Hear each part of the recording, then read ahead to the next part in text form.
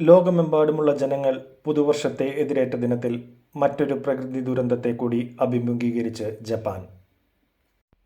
ഇന്ന് ജപ്പാൻ സമയം 4 മണിക്ക് ഉണ്ടായ തുടർ ഭൂചലനങ്ങളും അതിനെ തുടർന്നുണ്ടായ സുനാമി ഭീഷണിയുമാണ് ജപ്പാൻ ജനതയെ ഭീതിയിലാഴ്ത്തിയിരിക്കുന്നത്.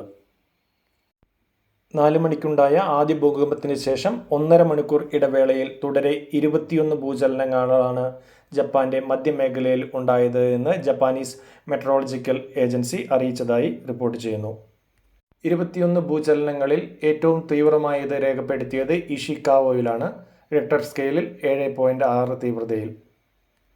ലോക ജനതയെ പിടിച്ചുകുലുക്കി ഇന്തോനേഷ്യയിലെ സുമാത്രൻ ദ്വീപുകളിൽ ഉണ്ടായ ഭൂകമ്പവും അതിനെ തുടർന്നുണ്ടായ സുനാമിക്കും ശേഷം കൃത്യം 20 വർഷവും 5 ദിവസത്തിനും ശേഷമാണ് ജപ്പാനിൽ ഇപ്പോൾ പുതിയ ഭൂകമ്പവും അതിനെ തുടർന്നുള്ള സുനാമി ഭീഷണിയും എന്നുള്ള കാര്യം ശ്രദ്ധേയമാണ്. ഇഷിക്കാവായിൽ ഉണ്ടായ തീവ്രമായ ഭൂമികുലുക്കത്തിൻ്റെ പശ്ചാത്തലത്തിലാണ് സുനാമി മുന്നറിയിപ്പ് അധികൃതർ നൽകിയിരിക്കുന്നത്. അതേസമയം സുനാമിയുടെ ആദ്യ തിരകൾ ജപ്പാൻ തീരത്തെത്തിയതായിട്ടാണ് റിപ്പോർട്ടുകൾ സൂചിപ്പിക്കുന്നത്.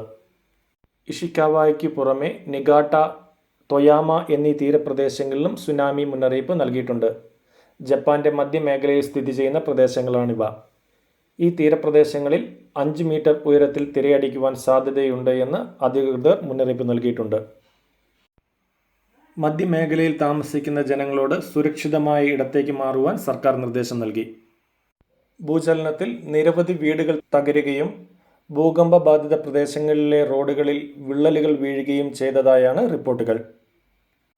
ഭൂകമ്പത്തിൻ്റെയും സുനാമി മുന്നറിയിപ്പുകളുടെയും പശ്ചാത്തലത്തിൽ മധ്യകിഴക്കൻ ജപ്പാനിൽ ബുള്ളറ്റ് ട്രെയിൻ സർവീസുകൾ നിർത്തിവെച്ചതായാണ് വിവരം. ഭൂകമ്പത്തെയും സുനാമിയെയും തുടർന്ന് 34,000-ഓളം പരം വീടുകളിലെ വൈദ്യുതി ബന്ധം വിച്ഛേദിക്കപ്പെട്ടതായാണ് റിപ്പോർട്ടുകൾ. ഭൂകമ്പ പ്രഭാവ കേന്ദ്രത്തിന് സമീപമുള്ള മധ്യ ജപ്പാനിലെ നിരവധി പ്രധാന ഹൈവേകൾ അടച്ചതായാണ് അറിവ്. ഇഷിക്കാവോയിലും നിഗിട്ടയിലും ഫോൺ, ഇന്റർനെറ്റ് സേവനങ്ങൾ തടസ്സപ്പെട്ടു.